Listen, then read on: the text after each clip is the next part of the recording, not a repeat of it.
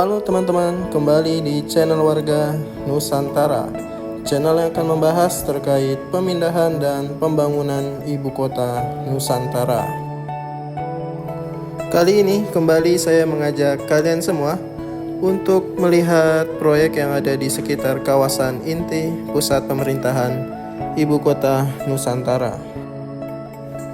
Oke teman-teman, saat ini saya akan mengajak teman-teman untuk melihat progres terbaru dari pengerjaan Masjid Negara ya, yang sudah di groundbreaking bulan lalu. Kita akan melihat sudah sejauh mana progresnya. Nah teman-teman, yang di bawah ini adalah paket pekerjaan jalan akses menuju ke Masjid Negara ya. Sebagai informasi ya teman-teman, jadi Kementerian PUPR menegaskan dalam keterangannya bahwa pembangunan Masjid Negara IKN ini menjadi simbol toleransi umat beragama di Indonesia. Sebelumnya, Presiden Jokowi berharap Masjid Negara di IKN akan mempresentasikan kemajemukan bangsa Indonesia dan sebagai sarana untuk meningkatkan iman dan takwa kepada Allah Subhanahu wa Ta'ala.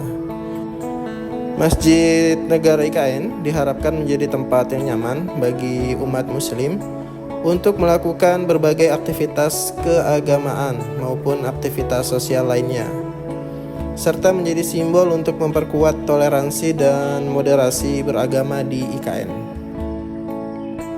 Presiden Jokowi juga mengatakan dalam kesempatan yang lalu, "Saya ingin masjid yang akan dibangun ini bisa menjadi contoh dari masjid-masjid negara di dunia dan menampilkan kekhasan Indonesia, menampilkan kekhasan ibu kota Nusantara." Baik teman-teman, kita sudah sampai di lokasi Masjid Negara IKN. Jadi yang di pagar putih sekeliling ini adalah direksi kit dari pembangunan Masjid Negara IKN. Sedangkan lokasi pembangunan Masjid Negara IKN berada di seberangnya. Nah teman-teman, jadi nanti di dalam kawasan ini bukan hanya Masjid Negara IKN saja yang akan dibangun. Di antaranya nanti akan juga dibangun gereja, katedral, vihara, pura, dan kelenteng ya, yang akan menjadi simbol keberagaman, kerukunan, dan kesatuan Indonesia. Nantinya teman-teman, jadi Masjid Negara ini memiliki total daya tampung mencapai 61.000 jemaah dan biaya konstruksinya sebesar 940 miliar. Masjid Negara IKN juga ke depannya nantinya akan dikelilingi oleh air yang juga difungsikan sebagai embung buatan yang akan menampung pasokan air baku di IKN. Masjid Negara IKN akan dilengkapi dengan infrastruktur kawasan seperti landscape utilitas kawasan, yakni jalan dan jembatan ya teman-teman. Dan konstruksi proyek ini prosesnya akan ditargetkan selama kurang lebih 400 hari kalender dan diproyeksi akan rampung pada akhir tahun 2024. Jadi tahun ini atau akhir tahun ini ditargetkan Masjid Negara IKN akan selesai ya teman-teman. Kita doakan sama-sama semoga pembangunan Masjid Negara IKN ini dapat berjalan dengan lancar dan selesai tepat waktu ya teman-teman.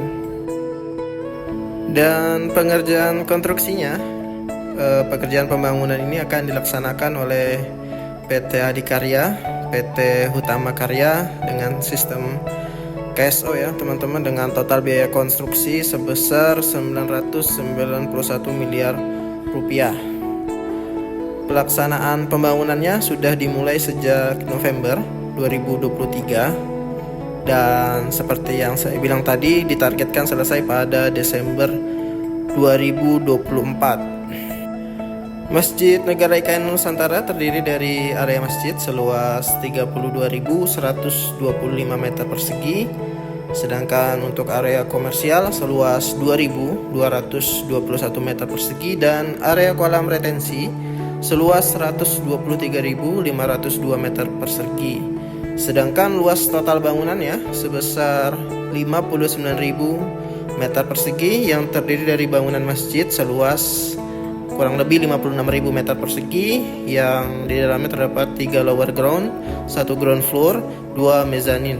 Bangunan komersial seluas 2.134 meter persegi atau 2 lantai, dan bangunan penunjang seluas 727 meter persegi atau 1 lantai ya teman-teman. Selain dilengkapi dengan berbagai infrastruktur seperti jalan, jembatan, landscape, dan utilitas kawasan, nantinya di Masjid Negara IKN akan dilengkapi fasilitas tempat wudhu, ruang rapat, gedung pertemuan, dan ruang tunggu VIP.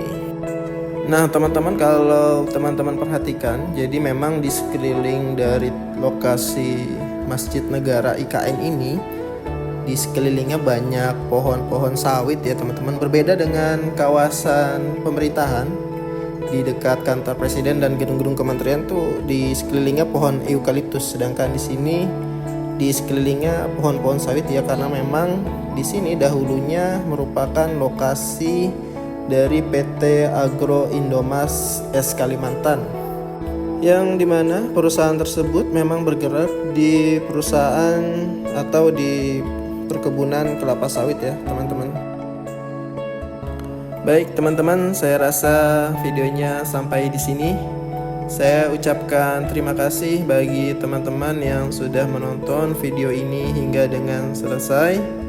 Terus dukung channel Warga Nusantara dengan cara like, comment, and subscribe ya teman-teman. Dan tak lupa saya mengajak teman-teman untuk selalu mendoakan agar pemindahan dan pembangunan ibu kota Nusantara ini diberikan kelancaran ya, dan semoga selesai tepat waktu.